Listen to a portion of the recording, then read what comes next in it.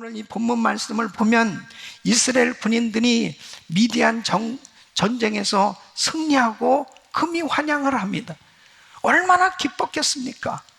그래서 모세와 지도자들이 이제 전쟁에서 승리하고 돌아온 이 군인들을 맞이하면서 격려하기 위해서 나갔는데 갑자기 모세가 대노를 하는 겁니다. 화를 내는 것입니다.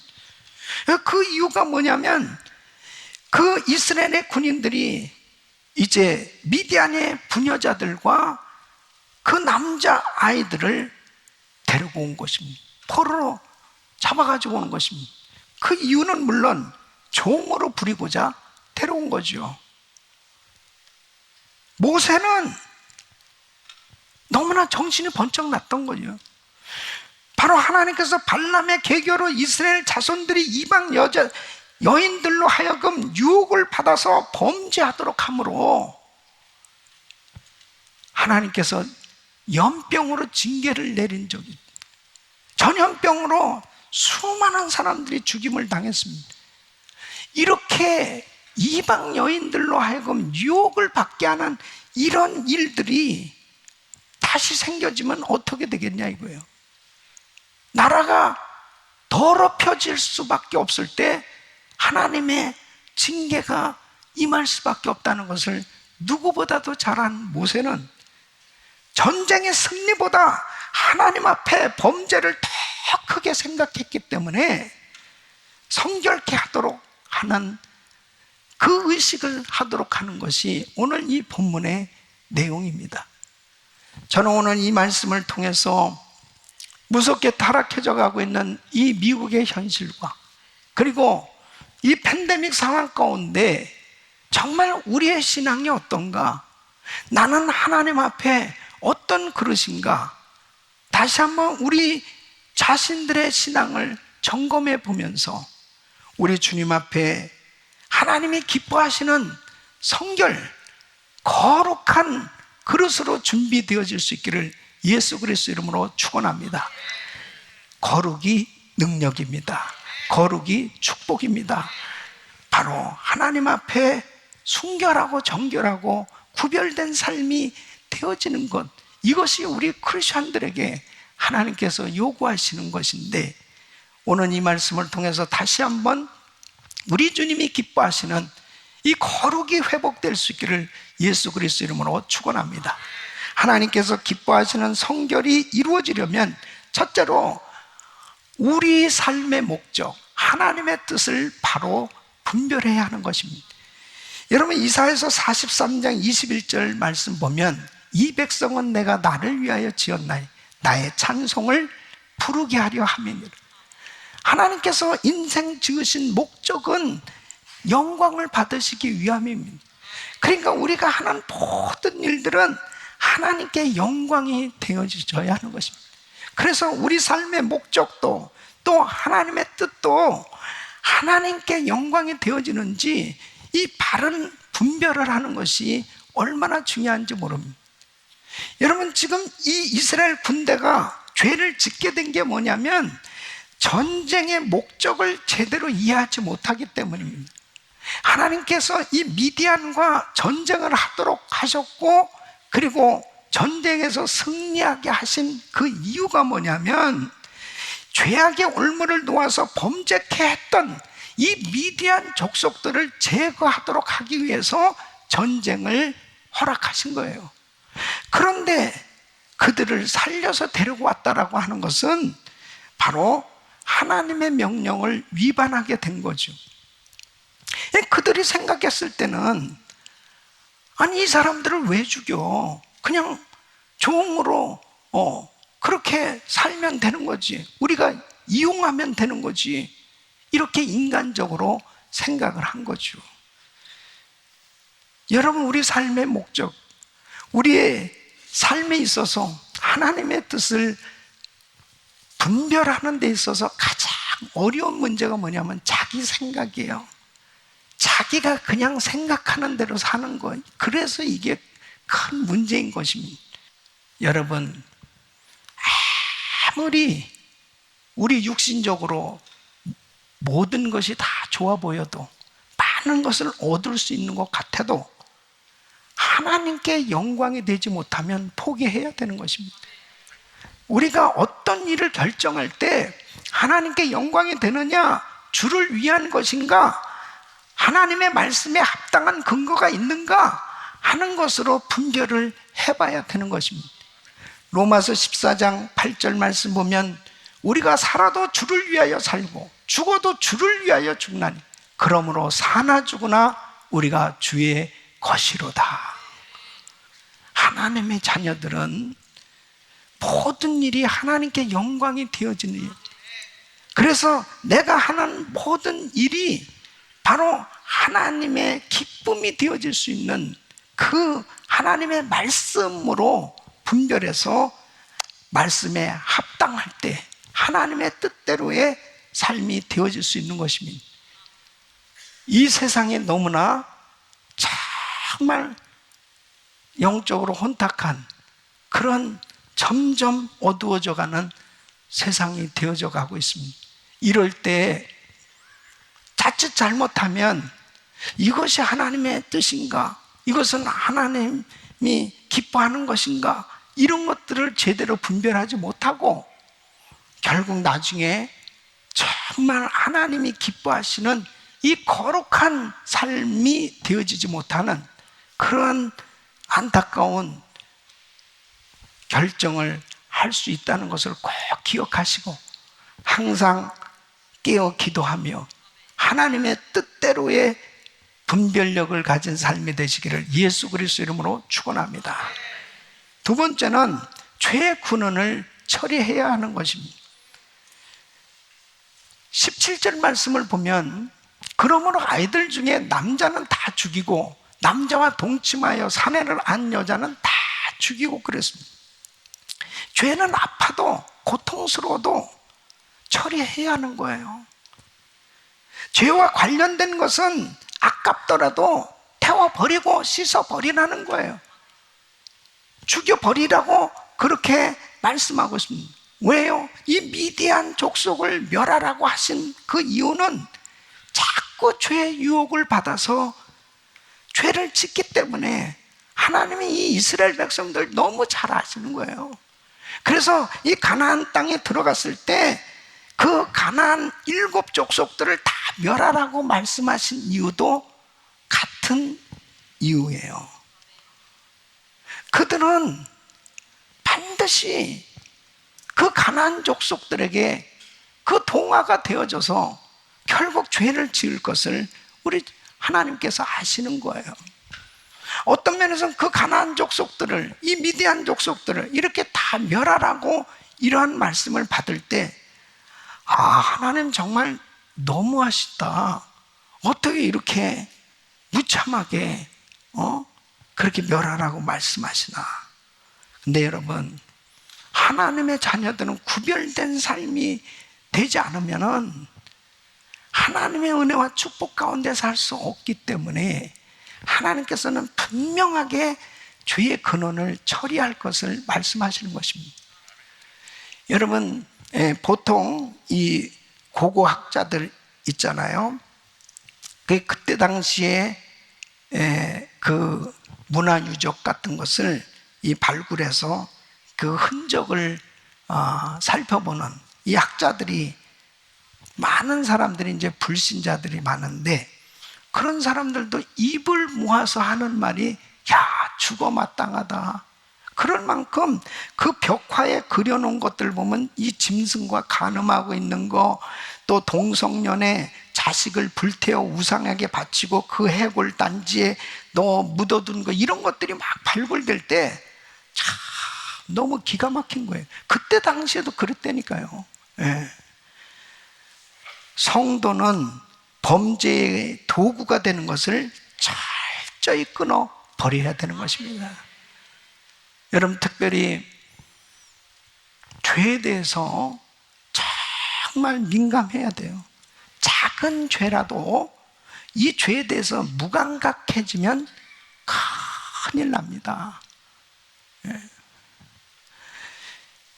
개구리를 뜨거운 물에다가 집어던지면 금방 뛰쳐나옵니다. 왜 그래요?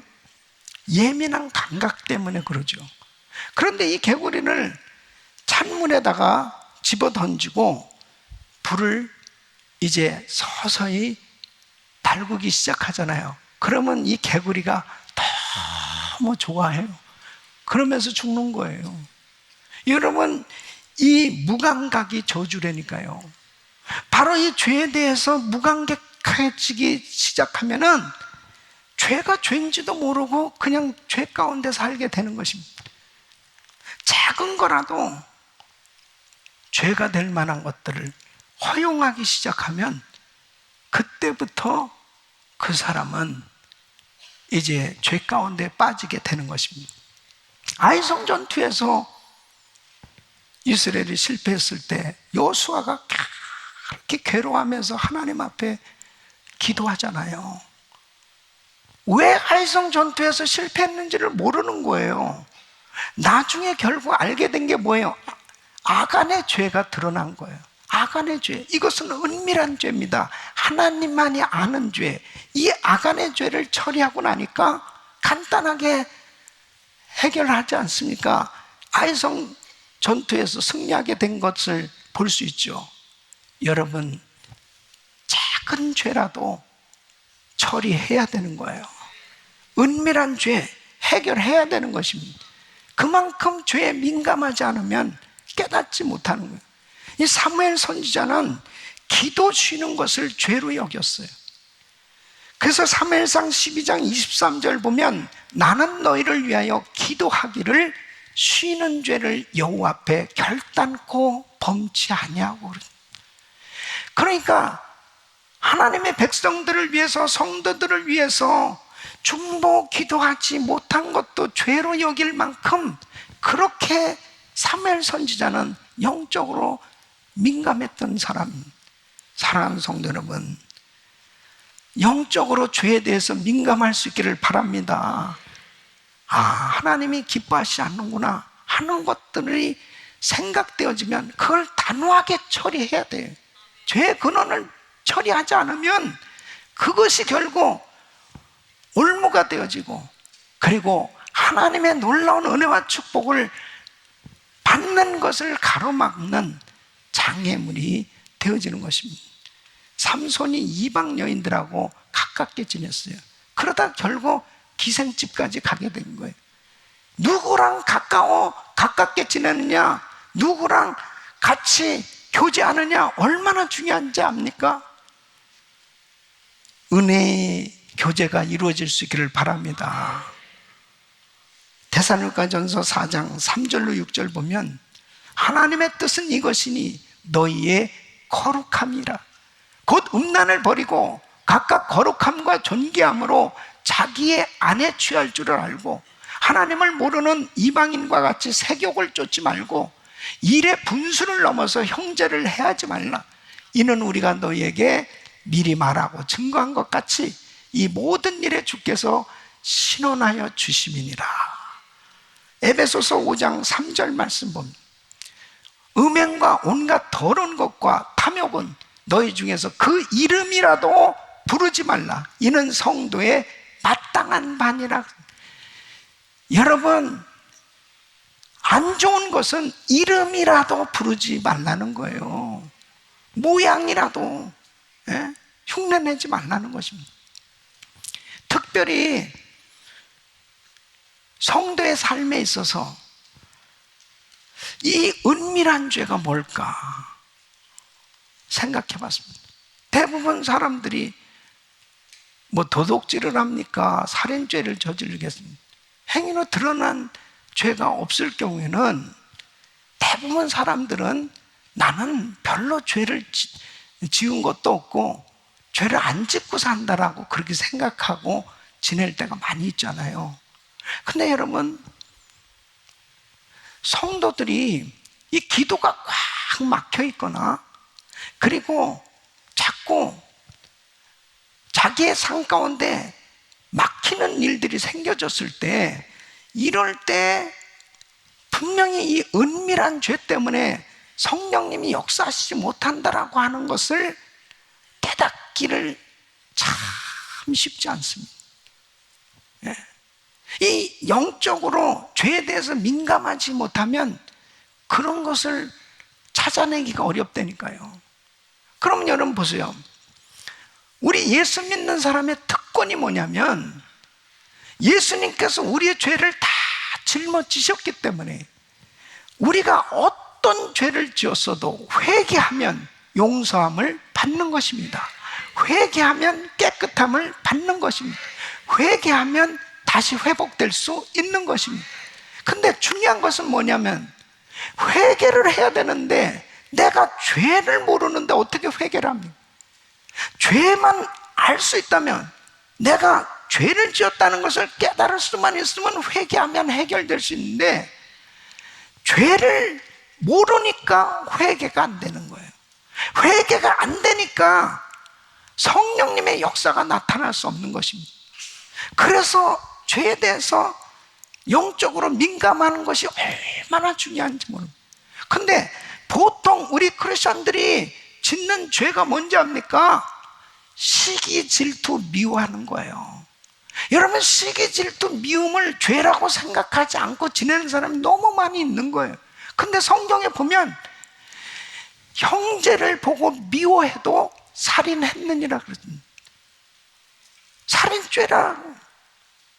근데 얼마나 많은 사람을 미워하고 얼마나 내 마음속으로도 숱하게 여러 사람들을 그렇게 안 좋게 생각하고 미워하는 그러한 생각을 넘어서서 죽이는 생각까지 갖는 경우도 있단 말이에요. 시기 질투하는 것은 탐욕입니다. 비교하면서 이 시기 질투를 죄라고 생각을 안 하거든요. 그러니까 이렇게 시기 질투 미움을 가지고 있는데도 불구하고 나는 죄가 없다고 생각하니까 문제죠. 그러니까 우리 주님께서는 그 거룩되지 못한 그 심령 가운데 역사하실 수가 없는 거예요. 그래서 우리는 순간순간마다 주여 내 시기 질투 미워하는 것을 용서하여 주시옵소서. 씻어야 돼요. 깨끗게 하시기를 바랍니다. 우리 성도의 삶에 있어서는 항상 용서하고 화목하고 감사하고 축복하고 이러한 삶이 되어졌을 때 주의 거룩하신 성령님께서 놀라운 은혜를 부어주신 줄로 믿습니다. 여러분, 죄의 근원을 제거하십시오. 오늘 이 설교를 들으시면서 아직도 끊어버리지 못한 이 죄의 습관들, 아직도 잘라버리지 못한 이 죄의 습관들이 여러분을 아주 그냥 철거머리처럼 딱 달라붙어 있는 것들이 이 암적인 이 요소 있잖아요. 이러한 부분들 이것을 단호하게 깨끗이 정리하시기를 축원합니다. 축원합니다. 깨끗게 정리를 해야 돼. 그래야 하나님의 놀라운 성령의 역사가 나타난다니까요.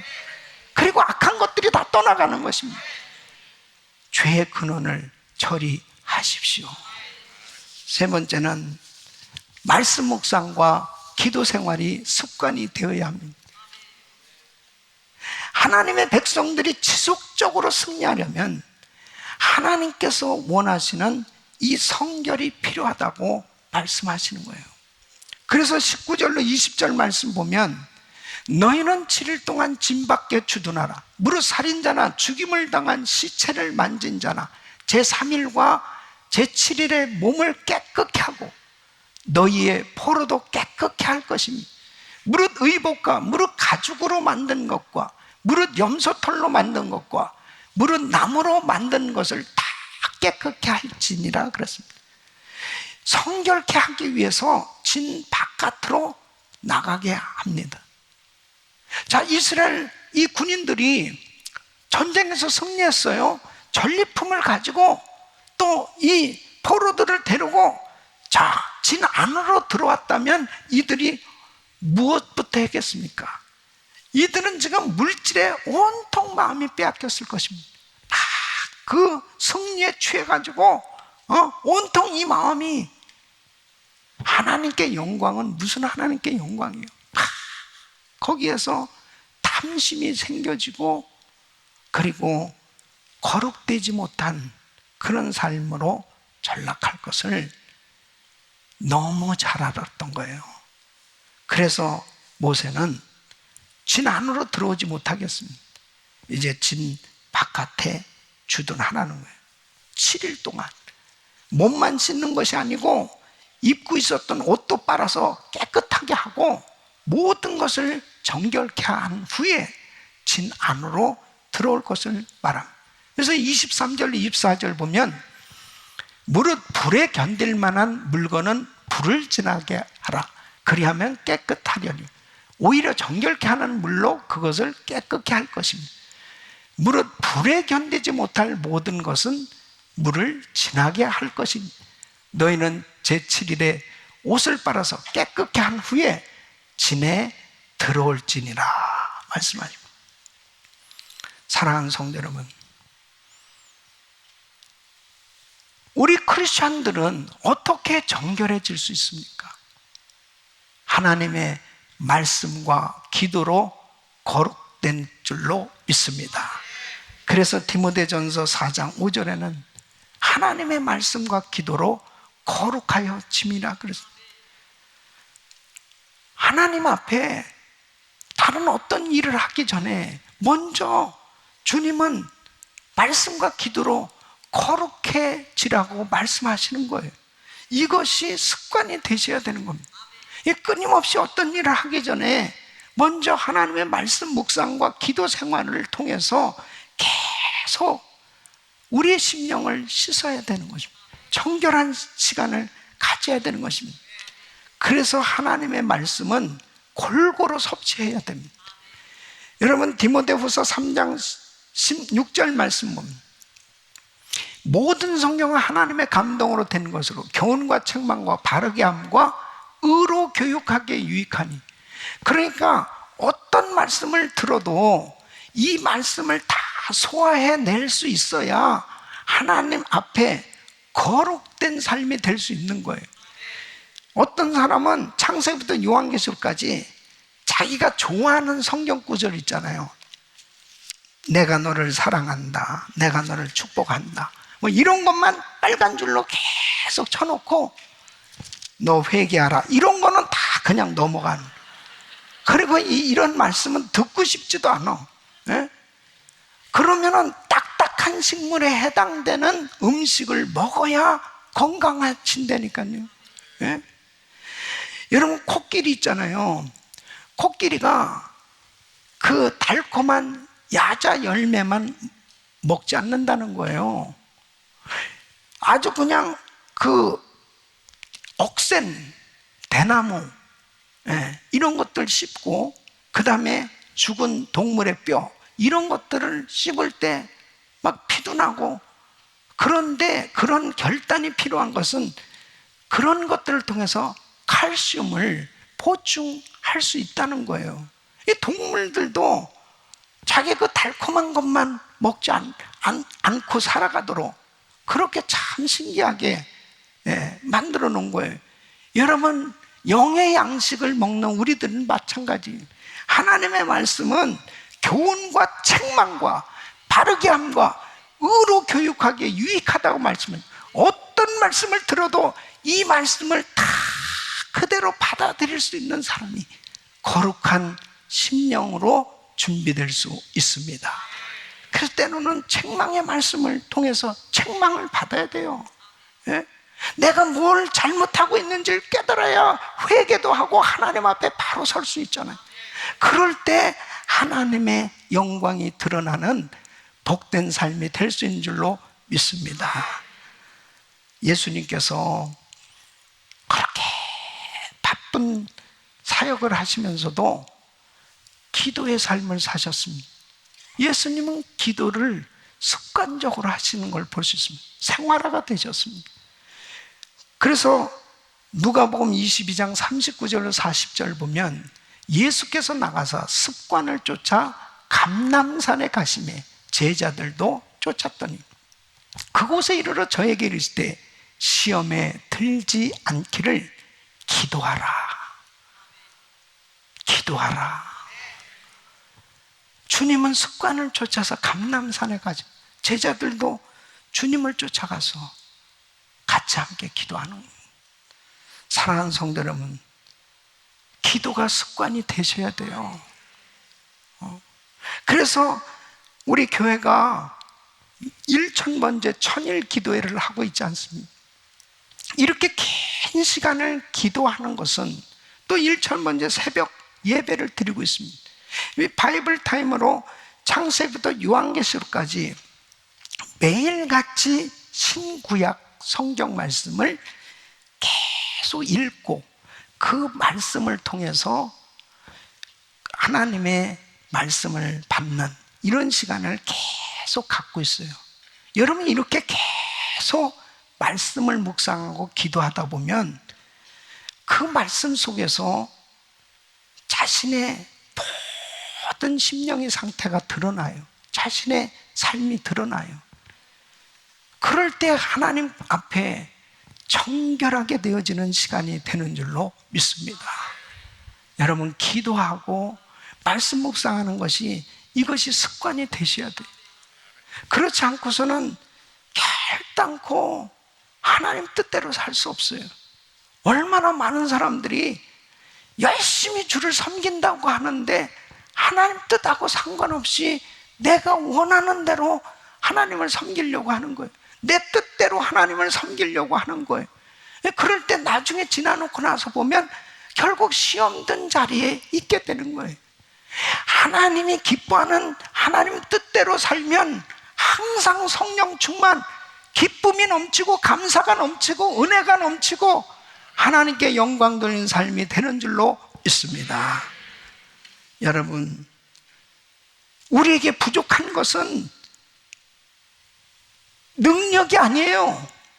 우리에게 부족한 것은 거룩이고 성결인 것입니다. 우리에게 부족한 것은 지식이 아니에요. 능력이 아니에요. 바로 우리에게 부족한 것은 거룩입니다. 이 시대에 하나님이 원하시는 것은 거룩을 회복하기를 원하시는 것입니다. 우리 사랑하는 성도 여러분, 여러분은 뭐 때문에 바쁘십니까? 뭐 때문에 그렇게 많은 수고를 하며 정말 애를 쓰고 살고 있습니까? 만일 하나님 앞에 내가 거룩함이 회복되지 못한다면, 성결함이 회복되지 못한다면 나의 그 열심은 열매를 맺을 수가 없는 것입니다. 지금 이 미국이 이렇게 무섭게 타락해져 가고 있는 이 세대를 정확하게 하나님의 말씀으로 분별하지 못하면 우리는 이 미국에서 그냥 하나님이 기뻐하시지 아니하는 그런 삶으로 전락해버릴 수도 있는 거예요.